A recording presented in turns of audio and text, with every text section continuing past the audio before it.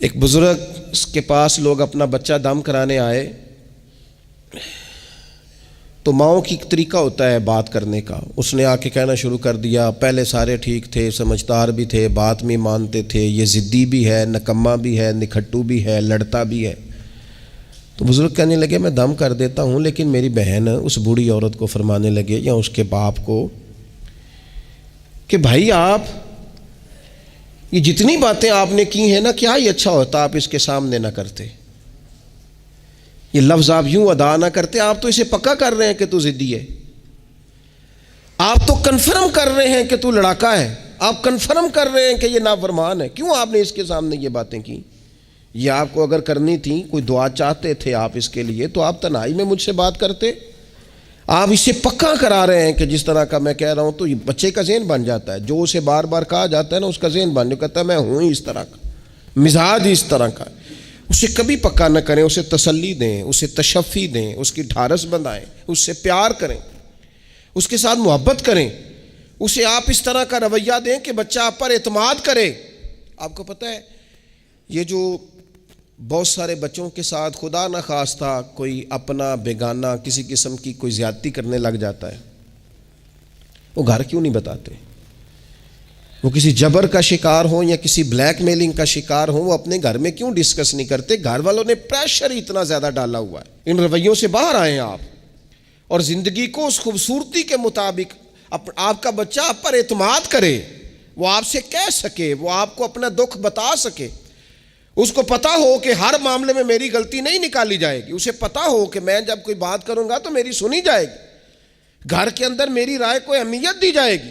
یہ ہمیں احساس کمزوری سکھاتے ہیں بعض اوقات بچوں کو. اس سے باہر آئیں. او نہ تسی نہ اچھے کپڑے پایا جے، کوئی کیا کہنے دو جس نے جو کہنا ہے. آپ شروع سے بچوں کو اس طرح کا بنا رہے ہیں کہ وہ لوگوں کو دیکھ کے بیچارے زندگی گزاریں گے. کیوں اس احساس محرومی کا ہم اپنی اولادوں کو شکار کرتے ہیں؟ وہ باپ کے ساتھ وقت گزاریں.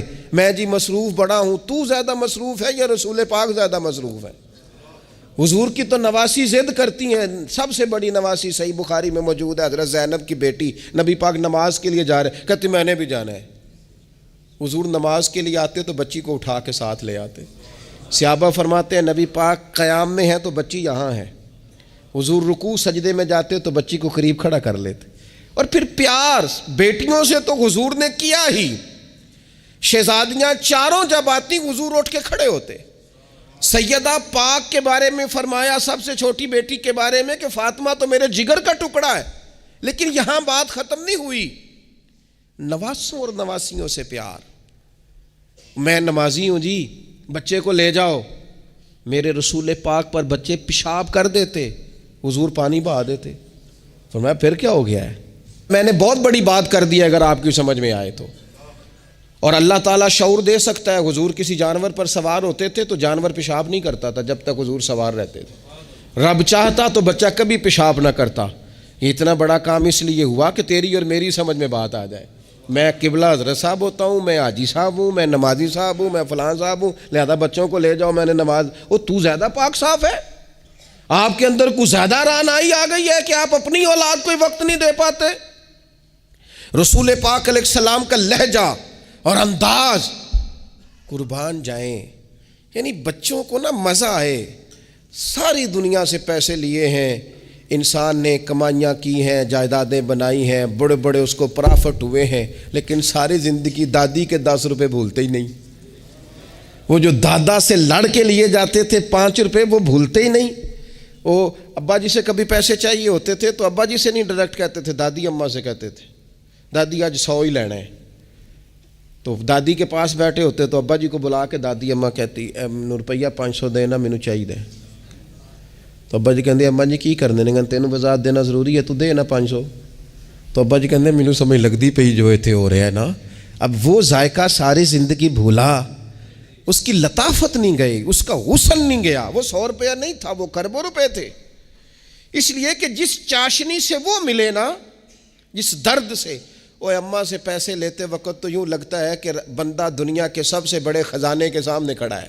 اس لطف کو دوبالا کرے زندگی میں. یہ ہمارا کلچر نہیں، یہ ہمارا حسن ہے، یہ ہماری تہذیب ہے.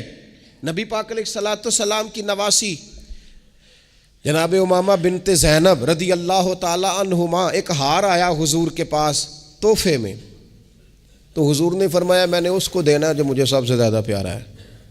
ازواج مطہرات کہتے ہیں دوڑ لگ گئی تھی، حفصہ کو ملے گا، میمونہ کو ملے گا، ام حبیبہ کو ملے گا۔